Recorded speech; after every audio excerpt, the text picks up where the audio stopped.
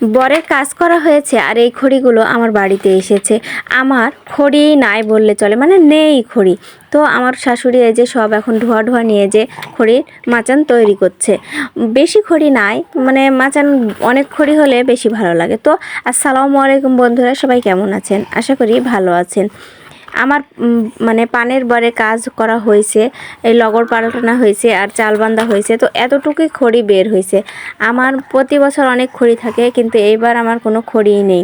তো আমার শাশুড়ি হচ্ছে সব ধোয়া নিয়ে যাচ্ছে, নিয়ে যে খড়ির মাচান তৈরি করবে তাই। আর আমি এই বাঁশগুলো কেটে কেটে তাকে দিচ্ছি, মানে তার কাজে একটু সহযোগিতা করছি। সে একাই আছে, আমার ছোট বাবাটাকে জানালার কাছে রেখে এসেছি, সে আছে। আর আমি ভাবলাম যে হচ্ছে খড়িগুলো আমি কেটে দিই আর আমার শাশুড়ির মানে একটু সুবিধা হোক। তো আমি এই যে কাটতে লেগে গেছি। আমি বাঁশগুলো হচ্ছে মানে এগুলো আমাদের ভাষায় বলি আমরা লগরগুলো আমি কেটে কেটে ছোট করে 2টা করে দিচ্ছি। আর আমার শাশুড়ি সেগুলো সাজিয়ে মানে খড়ির মাচান তৈরি করছে।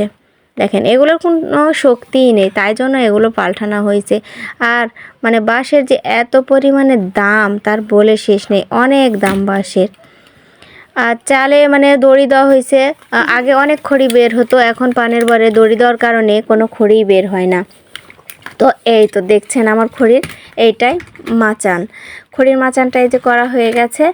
এতটুকুই খড়ি আমার, এই খড়িতেই আমাকে চলতে হবে। আর বাঁশের খড়ি বেশি দিন যায় না, খুব তাড়াতাড়ি পুড়ে শেষ হয়ে যায়, মানে এত ভলভলে হ্যাঁ জলে যে মানে বেশি দিন যায়ই না। আর এগুলো হচ্ছে চালের মানে বাতা, এগুলো মানে বাঁচতে আছে, এগুলো আমার শাশুড়ি বাঁচছে। এটাই আমার খড়ি।